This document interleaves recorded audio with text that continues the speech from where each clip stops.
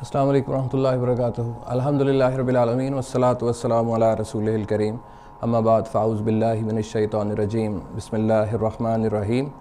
رب اشرح لی صدری ویسر لی امری واحلل عقدۃ من لسانی یفقہوا قولی۔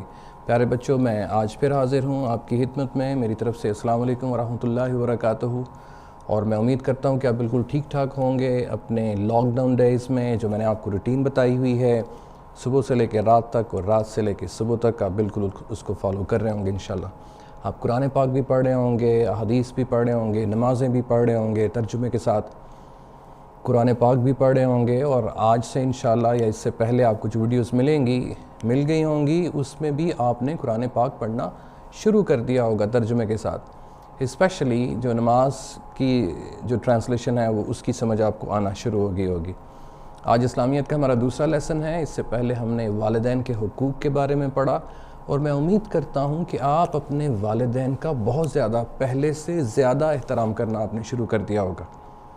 آپ کے والدین ہیں، ان کی عزت کرنا آپ پر فرض ہے۔ اور آج ہم بات کریں گے ہمارے والدین کے جو والدین ہیں، ہمارے دادا ابو، دادی اماں، نانا ابو، نانی اماں، اسی طرح اور بھی جتنے ہمارے بزرگ ہیں ہمارے گھروں میں، گھر میں کہہ لیجئے، ہمارے ہمسایوں میں جو بزرگ ہیں، ہم ان کی بات کریں گے کہ ان کا احترام ہم نے کرنا ہے۔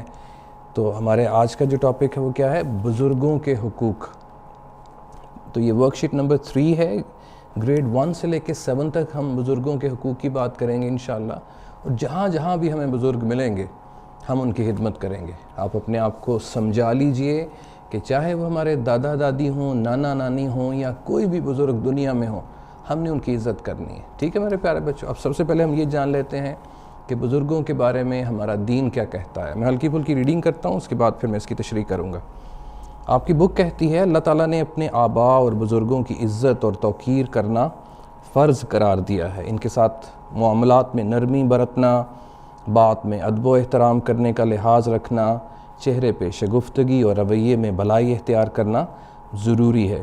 ان کے لیے آسانی اور بہتری کے لیے کام کرنے چاہیے۔ ان کی خدمت اور آرام میں ہمیں کوئی کسر اٹھا نہیں رکھنی چاہیے۔ دیکھیے نبی پاک صلی اللہ علیہ وسلم کیا فرماتے ہیں، بہت ہی ڈاڈی حدیث ہے میرے پیارے بچوں۔ آپ صلی اللہ علیہ وسلم فرماتے ہیں، وہ ہم میں سے نہیں جو چھوٹوں پر رحم نہ کرے اور بڑوں کی عزت نہ کرے۔ نبی پاک صلی اللہ علیہ وسلم فرماتے ہیں کہ ان کا مجھ سے کوئی تعلق ہی نہیں ہے، جو چھوٹوں پہ رحم نہیں کرتا اور بڑوں کی وہ عزت نہیں کرتا۔ نبی پاک صلی اللہ علیہ وسلم کی ایک حدیث اور بھی ہے جس میں آپ صلی اللہ علیہ وسلم فرماتے ہیں، من لا یرحم لا یرحم، اللہ اس پر رحم نہیں کرتا جو لوگوں پر رحم نہیں کرتا۔ تو اگر ہم لوگوں پر رحم کریں گے تو اللہ ہم پر رحم کرے گا۔ ہم نے چھوٹوں کی عزت کرنی ہے، چھوٹوں پہ رحم کرنا ہے، بڑوں کی بھی عزت کرنی ہے اور ان پہ بھی رحم کرنا ہے۔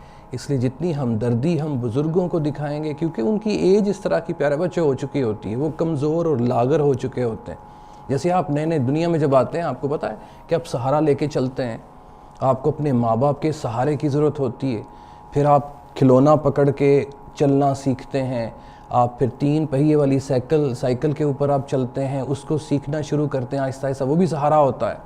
پھر ایک وقت آتا ہے کہ آپ 2 پہیوں والی سائیکل چلانا شروع کرتے ہیں، پھر سہارے آپ کے ختم ہو جاتے ہیں، آپ جوان ہو جاتے ہیں۔ پھر جیسے جیسے آپ کی جوانی ختم ہوتی ہے، آپ بوڑھا ہونا شروع ہو جاتے ہیں، اور پھر جب بوڑھا ہوتے ہیں تو پھر آپ چھڑی کا سہارا لیتے ہیں۔ آپ کو یاد ہے نا کہ جب آپ شروع میں تھے تب بھی آپ چھڑی سے چلنا سیکھا تھا، آپ نے سٹینڈ سے چلنا سیکھا تھا آپ نے۔ اور بزرگ جب بڑے ہوتے جاتے ہیں تو وہ بھی بچوں کی طرح پھر بیہیو بھی کرتے ہیں، اور ان کو سہاروں کی ضرورت ہوتی ہے۔ اس لیے آپ جہاں بھی بزرگ دیکھیں آپ نے ان کو سہارا ضرور دینا۔ اور آپ کی کتاب کہتی ہے، ایک مرتبہ 2 اشخاص کے معاملے میں بڑوں کی موجودگی میں چھوٹوں نے گفتگو کی ابتدا کی، تو نبی پاک صلی اللہ علیہ وسلم نے فرمایا، بڑے کے مرتبے اور عزت کا خیال رکھو۔ جہاں پر آپ کو بڑے مجلس میں ملیں تو آپ نے ان کی اجازت کے بغیر گفتگو کا آغاز نہیں کرنا، آپ نے ان کی پیروی کرنی ہے جیسے جیسے وہ کہتے ہیں۔ تو محفل میں ہم بچوں نے بڑوں کا بالکل استقبال کرنا ہے، ان کی بات غور سے سننی ہے، اور جیسے جیسے وہ کہیں گے ویسے ویسے کرنا ہے۔ وہاں پہ آپ سوال ان کی اجازت کے بغیر نہیں کر سکتے انشاءاللہ۔ آپ صلی اللہ علیہ وسلم مزید کیا فرماتے ہیں، تمہارے بڑوں کے ساتھ ہی تم میں خیر و برکت ہے۔ آپ صلی اللہ علیہ وسلم فرماتے ہیں کہ تم بڑوں کی عزت کرو گے تو اللہ اس میں خیر ڈالے گا، آپ کے رزق میں برکت ڈالے گا۔ اس لیے ہم نے اپنے بزرگوں کا بہت زیادہ احترام کرنا ہے۔ آپ صلی اللہ علیہ وسلم نے اور کیا فرمایا؟ نماز میں بھی بزرگوں کا خیال رکھنے کا حکم دیا۔ آپ صلی اللہ علیہ وسلم نے فرمایا جب تم میں سے کوئی لوگوں کو نماز پڑھائے تو ہلکی پڑھائے، کیونکہ ان میں کمزور، بیمار اور بوڑھے بھی ہوتے ہیں، اور جب تم میں سے کوئی تنہا نماز پڑھے تو جتنا چاہے اس کو لمبا کر سکتا ہے۔ تو دیکھیے نبی پاک صلی اللہ علیہ وسلم نے فرمایا کہ اگر آپ جماعت کروانا شروع کرتے ہیں مثال کے طور پر، تو چھوٹی نماز سے مراد یہ ہے کہ ہلکی نماز سے مراد یہ ہے کہ زیادہ قرات نہ کرو، 2 آیات یا 3 آیات بس کافی ہیں سورہ فاتحہ کے بعد۔